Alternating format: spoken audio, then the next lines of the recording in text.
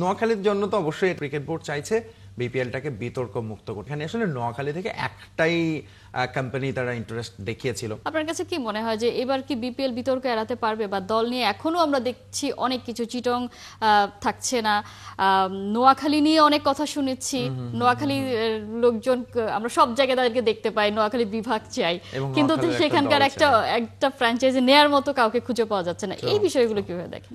প্রথমত হচ্ছে যে কালকে বিসিবি গতকাল আসলে তারা জানিয়েছে যে মানে 4 তারিখে তারা চূড়ান্ত ঘোষণা দেবে কয়টা দল কারা থাকছে।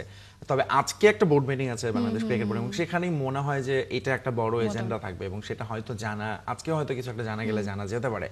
এখন পর্যন্ত 8টা শর্টলিস্ট করা হয়েছে, 11টার এক্সপ্রেশন অফ ইন্টারেস্ট জমা দিয়েছিল, এবং সেখানে আসলে নোয়াখালী থেকে একটাই কোম্পানি তারা ইন্টারেস্ট দেখিয়েছিল, বাংলা মার্ক বলে, এবং তাদেরকে তারা ওই ক্রাইটেরিয়াগুলো পূরণ করতে পারেনি বলে তাদেরকে বলা হচ্ছে।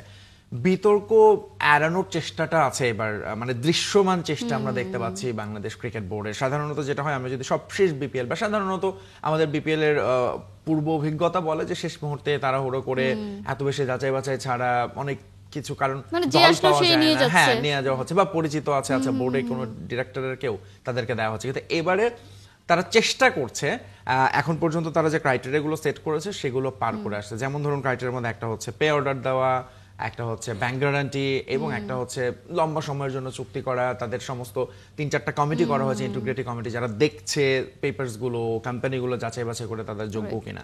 এবং এক্ষেত্রে অবশ্যই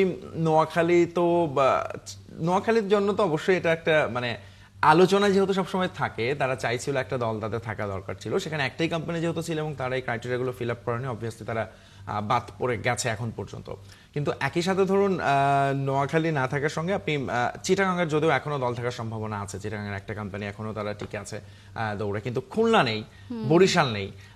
সো কিছু জায়গায় তো ধরুন ঘোষণায় দিয়েছিল বাংলাদেশ ক্রিকেট বোর্ড তারা 5টা দল নিয়ে হয়তো এবার হতে পারে, 5টা বা 6টা দলও কিন্তু হতে পারে। এখন পর্যন্ত যদি আমরা দেখছি যে 8টা কোম্পানি দিয়ে রেখেছে, তার মধ্যে ধরুন একাধিক ফ্র্যাঞ্চাইজি জন্য আবেদন করেছে 2টো করে কোম্পানি। ধরুন রাজশাহীতে 2জন আছে এখন পর্যন্ত, দেশ ট্রাভেলস এবং নাবিল গ্রুপ, এবং আরেকটা ফ্র্যাঞ্চাইজির জন্য 2টো কোম্পানি আছে। সো শেষ পর্যন্ত দেখা যাবে ওরকমই হবে সংখ্যাটা।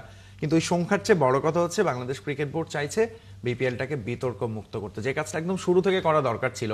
ধরুন প্রথম কথা হচ্ছে ফ্র্যাঞ্চাইজির নাম একটা বিপিএল এর ব্র্যান্ড হিসেবে দাঁড় করানোর জন্য তারা এবার এসে সেই ঘোষণাটা দিয়েছে যে নাম আর কখনো চেঞ্জ হবে না।